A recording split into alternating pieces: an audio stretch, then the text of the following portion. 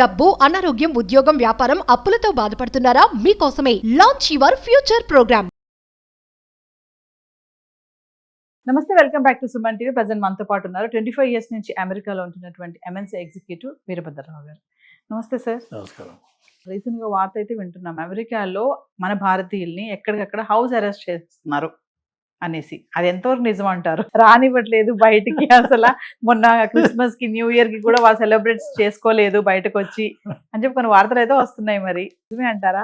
నేను ఇప్పుడు దాదాపు 26 ఏళ్ళు అయింది అమెరికాలో. ప్రపంచం మొత్తంలో, ప్రపంచ చరిత్రలో ఈ రోజున గత 200 ఏళ్ళుగా American country stands on top morally. ఇప్పుడున్న పరిస్థితి వదిలేయండి, కానీ మోరల్గా, హ్యూమన్ రైట్స్ బేసిస్లో, డెమోక్రసీ బేసిస్లో America is the best country. అందుకనే అందరూ అటు చూస్తూ ఉంటాం. అందుకనే America has become the standard bearer. అలానే మీరు చూసినట్టయితే ఎక్కడెక్కడ మీకు గవర్నమెంట్స్ డిస్టెబిలైజ్ అయ్యి కంట్రీస్లో సిచ్యువేషన్ బాగాలేకపోతే వాళ్ళు అమెరికాకు వచ్చి అసైలం సీక్ చేస్తారు అండ్ అమెరికా వాళ్ళని ఆదరిస్తుంది. అలానే గత 40 ఏళ్ళుగా ఇమిగ్రేషన్ని ప్రమోట్ చేస్తూ వరల్డ్ టాలెంట్ మొత్తం అమెరికాలో కాన్సన్ట్రేట్ అయ్యింది. అలానే ఎవరెవరైతే చిన్న చిన్న కంట్రీస్ ఉంటాయో వాళ్ళ రిప్రజెంటేషన్ తక్కువ ఉంటుంది కాబట్టి వాళ్ళకి సెపరేట్గా ఒక డైవర్సిటీ వీసాని పెట్టి వాళ్ళు అప్లై చేసుకున్న వాళ్ళ నుంచి లాటరీ తీసి వాళ్ళకి డైరెక్ట్గా గ్రీన్ కార్డ్ తోటి అమెరికాకి తీసుకొస్తున్నారు. ఇట్లా రకరకాలుగా America is an immigrant friendly country. Made up of probably అన్ని జాతులు, అన్ని రంగులు, అన్ని వర్ణాలు, అన్ని ప్రదేశాల నుంచి వచ్చిన జనం అమెరికాలో ఉంటారు. అందరూ బాగున్నారు కూడా. అయితే ఇప్పుడు మీరు అడిగిన ప్రశ్న ఏంటంటే ఇంట్లో అరెస్ట్ అయిపోతున్నారా? హౌస్ అరెస్ట్ అది అసలు ఆ ప్రసక్తే లేదు. మీకున్న అక్కడ ఫ్రీడమ్ అంటారు, America is all about freedoms, individual freedoms. కానీ ఇండియన్స్కి ఉన్న ప్రాబ్లం మిగిలిన వాళ్ళలో నేను అంతగా చూడలేదు. మనకి ఇండియన్స్కి ఉన్న ప్రాబ్లం ఏంటంటే వాస్తవాల మీద ఆధారపడి చాలా తక్కువ మన లైఫ్స్ ఉంటాయి. అక్కడ ఎవరికో ఒక చిన్న విషయం తెలుస్తుంది ఎక్కడో, లైక్ 140Kను 140 అన్నట్టుగా, అవి 140ను 140Kకి సంబంధమే లేదు. కానీ ఈ రెండింటిని జోడించేసి కొంతమంది కథలు అల్లేస్తూ ఉంటారు. ఆ కథలు అల్లిన వాటి మీద కొంత బిల్డింగ్స్ కట్టేస్తుంటారు వేరే వాళ్ళు, అసలు పునాదే ఉండదు దానికి. అలాగా ఇక్కడ కొన్ని ఇవాళ రేపు సోషల్ మీడియాలో ఎవరు పడితే వాడు మాట్లాడచ్చు, ఎవరు పడితే వాడు వీడియోస్ పెట్టచ్చు. సో దానికి మీరు అథెంటిసిటీ ఇవ్వకుండా, వెరిఫై చేయకుండా భయాలు ముందు డెవలప్ చేసుకుంటారు. అఫ్కోర్స్ చాలా కేసెస్లో H1B ఉండి ఇండియా విజిట్ చేస్తూ ఉంటే మళ్ళీ అతన్ని వెనక్కి రాలేని పరిస్థితి తయారవుతున్నాయి. ఇదే అది ఎందుకు అయి ఉండొచ్చు అంటే, మేబీ ఇక్కడ H1B స్టాంపింగ్ డేట్స్ లేవు, 26లో అసలు డేట్సే లేవు, 27కి వెళ్తాను. సో ఏం చేస్తారు మీరు, మీ రెన్యూవల్ అయ్యింది, మీ చేతిలో H1B ఉంది, కానీ ఇక్కడ వెళ్ళడానికి లేదు. ఇంతకుముందు ఆటోమేటిక్ రెన్యువల్స్ లేదంటే డ్రాప్ బాక్స్లు ఉండేవి, మెల్లిమెల్లిగా ఆ ఫెసిలిటీస్ అన్నీ తీసేశారు. సో చచ్చినట్టుగా వెళ్ళి ఆ లైన్లో నిలబడి రెన్యూ చేసుకుని రావాలి, కాదు. So you're stuck. అది అలా రకరకాల సిచ్యువేషన్స్, రకరకాల వాటిల్లో అనుభవాలు జరుగుతున్నాయి. దానివల్ల ఇది ముగ్గురికో నలుగురికో ఇలా ఎక్స్పీరియన్స్ అయింది అనుకుందాం. అయ్యేటప్పటికీ ఇది వాళ్ళు వెళ్ళి అందులో కొంత మాత్రమే నిజాన్ని, కొంత వాళ్ళ ఊహకల్పనని, కొంత అందులో రేసిజంను కూడా తీసుకొచ్చి పెట్టేస్తారు, ఇండియన్స్ని కాబట్టి ఇలా చేశారని చెప్పి. ఇలా ఏదో వాళ్ళు చేసే వాటిని ఆధారపడి అక్కడ ఉన్న వాళ్ళు భయపడిపోయి, అరే వాడికి H1B ఉన్నవాడికి ఏదో అయిందట, నేను వెళ్ళను, వాడికి ఏమైందో మనకి తెలియదు, మహా అయితే మనకి 1% కూడా అందులో నిజం తెలియదు. కాబట్టి H1B వాళ్ళకి మళ్ళీ రానివ్వట్లేదట అని H1B వాడు ట్రావెల్ ప్లాన్ మార్చి. లేకపోతే F1 స్టూడెంట్స్ చాలామంది నేను చూశాను గత 15 ఏళ్ళ అనుభవంలో. స్టూడెంట్ ఒకసారి అమెరికాకు వచ్చాక వాళ్ళు మళ్ళీ వెనక్కి రారు ఇండియాకి, భయం. నా అనుభవంలో నేను చూసింది ఏంటంటే ఇలా జరగడానికి 2 కారణాలు ఉన్నాయి. ఒకటి, మనం ఒరిజినల్గా అప్లికేషన్ ప్రాసెస్లో H1B కానీ F1 కానీ ఇంకోటి కానీ ఆ ఒరిజినల్ ప్రాసెస్ మొదలుపెట్టినప్పుడు మనం ఏమన్నా అబద్ధాలు మాట్లాడున్నాడు, ఆ అబద్ధము ఈరోజు మళ్ళీ నెక్స్ట్ సెకండ్ టైం ఎంట్రీకి వచ్చినప్పుడు పోర్ట్ ఆఫ్ ఎంట్రీలో వాడు అడిగే ప్రశ్నల్లో ఆ అబద్ధం ఎక్స్పోజ్ అయ్యే అవకాశం ఉంది. కాబట్టి ఆ దొంగ ఇక్కడ ఉన్నాడు లోపల, ఆ భయం ఉంటుంది, వాళ్ళు వెళ్ళకపోవచ్చు. అంతేగాని ఇంకొకటి వచ్చేసి, మీకు ఇంతకుముందు చెప్పాను నేను, అమెరికాలో H1B రిలేటెడ్ ఫ్రాడ్ బాగా జరుగుతుంది. అంటే పనికిరాని చెత్త కంపెనీలు 20 మంది 30 మందిని బాడీ షాపులను పెట్టుకుని వాడేదో చేసే H1, వాడు H1 సంపాదించడం కోసం వాడు బుక్స్ని కుక్కప్ చేసేసి ఇలా రకరకాల ప్రాక్టీసెస్ ఉన్నాయి. ఆ వచ్చిన H1కి మీరు స్క్రూట్నీ చేసినట్టయితే ఆ కంపెనీ ఎక్స్పోజ్ అయిపోతుంది, క్యాండిడేట్ ఎక్స్పోజ్ అయిపోతాడు. ఎందుకంటే ఇవాళ గత 10 ఏళ్లలో H1B ప్రాసెస్ని బాగా టైటన్ చేశారు.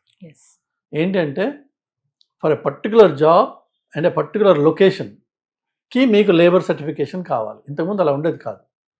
సో ఒకవేళ ఎవరన్నా ట్రావెల్ చేయడానికి వచ్చాడు, అతనికి ఈ lives in Chicago for example, వేరే అతని జాబ్ షికాగో కాదు, షికాగోలో ఒక సబర్బ్లో ఉంది, డిఫరెంట్ సిటీ. పోర్ట్ ఆఫ్ ఎంట్రీలో there is a high likelihood అతని వీసాని రిజెక్ట్ చేస్తాడు. బికాజ్ నువ్వు ఎక్కడ ఉంటున్నావు అని చెప్పావు, ఎక్కడ పనిచేస్తున్నావు అని చెప్పావు, నీ లేబర్ సర్టిఫికేషన్ ఏముంది, రెండిట్లో తేడా ఉంది. సో అక్కడ అయ్యే అవకాశం ఉంది. ఆ భయంతో కూడా కొంతమంది రావట్లేదు. అంతే తప్ప ఎవరిని కూడా అక్కడ హౌస్ అరెస్ట్, మనం అరెస్ట్ చేసుకుంటే అది వేరు మాట, నేను బయటికి వెళ్ళను. అంతేగాని కొంత ఈ ఐస్ రైడ్స్ అని జనాల్ని ఆపి అడగడాలు జరుగుతున్నాయి. ఆ ఐస్ రైడ్స్ మొదలైన రోజుల్లోనే నేను మాట్లాడాను, వేరే వాళ్ళు మాట్లాడారు. ఏంటంటే క్యారీ యువర్ డాక్యుమెంటేషన్. నువ్వు అమెరికాలో లీగల్గా ఉన్నావు అని ప్రూవ్ చేసుకోవడానికి నీకు ఏదైతే డాక్యుమెంట్ ఒకటో రెండో అవసరమో అవి క్యారీ చేయి. ఇప్పుడు నేనున్నాను యాజ్ అ సిటిజన్, నేను చెప్పాల్సిందల్లా ఒకటే మాట, ఐఎమ్ అన్ అమెరికన్ సిటిజన్, అంతే. దాని తర్వాత ఇది will not ask me any more questions, because అది సిటిజన్స్కి ఉన్న రైట్ అది. బట్ నాన్ సిటిజన్స్కి you have to prove that you are legally in this country. Okay, your legal status is important. ఆ కాగితం నీ దగ్గర ఉన్నట్టయితే ఐసీ వాడు కూడా చూస్తాడు, ఓకే వెళ్ళిపోతాడు వెరిఫై చేసి. తప్ప మీకు beyond that they won't extend the conversation. మనకి మన ఒరిజినల్గా మన డిఎన్ఏలో ఉన్నది ఏంటంటే పోలీసు వాడిని చూడగానే భయం, అవాయిడ్ చేసే ప్రయత్నం చేయక్కర్లేదు.